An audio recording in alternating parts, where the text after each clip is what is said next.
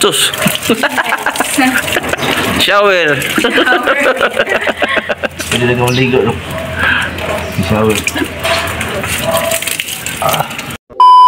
Magandang araw sa ating lahat mga kamaster. Kumusta kayong lahat? Nandito naman po tayo para mag-share ng ating video. So for today's video mga kamaster ay mag-troubleshoot po tayo dahil mayroon tumawag sa atin at yung problema niya ay palaging nagtre-trip yung kanyang circuit breaker. So ginawa natin ay inisa-isa nating itest ang lahat ng mga linyas. Ginamitan na natin ng insulation resistant test para mas madaling matrace natin yung mga problema. At kung nakikita nyo, first breaker pa lang ay mayroon na siyang problema at ang breaker na yan ay yan po yung supply ng ating ground floor lighting. Dito naman po tayo sa ating pangalawang circuit breaker. Ito po yung supply ng lighting natin sa second floor, no? So yun guys, no? At ito naman pong pangatlong branches natin ay yun po yung mga convenience outlet sa ground floor at ang pang-apat ay convenience outlet sa second floor at so far okay naman po, no? So itong panghuli ay ito po yung supply ng ating ECU, no, or air conditioning, no? So yun guys, oh. Try natin tong panghuli natin na breaker, no? So yan guys, oh, nagsisiro din guys, no? I-check din natin yan at yung last naman ay spare na po yan, wala na po yan. So tara, check na natin, let's go. At ito na nga yung ating nakita, yung lamp nila. Kung nakikita nyo, mayroong mga marka na dinaanan ng tubig.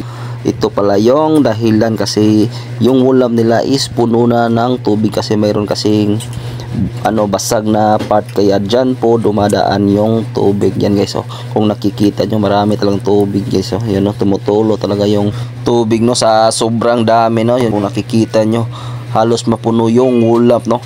Basag kasi yung lamp na nila kaya ganito pinapasukan na ng tubig, no, lalo na pag malakas yung ulan. Yun guys, kung nakikita nyo ang lakas. So ito po ang isa sa dahilan kaya nagtitrip yung breaker, no, dahil pag nalulubog po ng tubig yung sakit niyan, nagkakaroon po ng short circuit at ang nangyayari, umiinit yung ating mga breaker kaya automatic nagtitrip yung circuit breaker. So kaya ginawa natin ngayon, no, kinundim na natin yun para pag mabasa man sa ulan hindi na siya mag-trip o mag-short circuit. Yan guys, okay, dahil wala pang pampalit yung may-ari. So bali yan muna yung ginawa natin, no?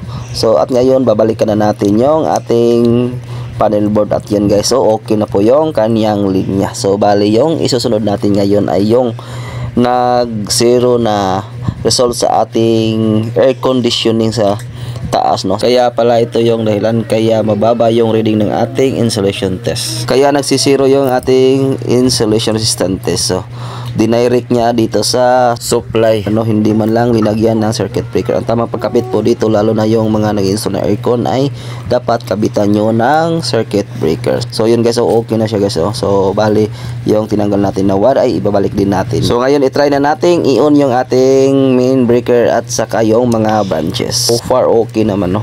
Yun lang talaga yung dahilan, yung nabasa na wall. I-try natin i-on yung light. So diba, okay na yung ating breaker, hindi na nag-trip, no. So maraming salamat sa patuloy na suportahan ninyo mga master at ingat po kayo palagi, lalo na sa katulad nating mga electrician. So huwag kalimutang mag-like, comment and share po ng ating video and paki-follow na rin.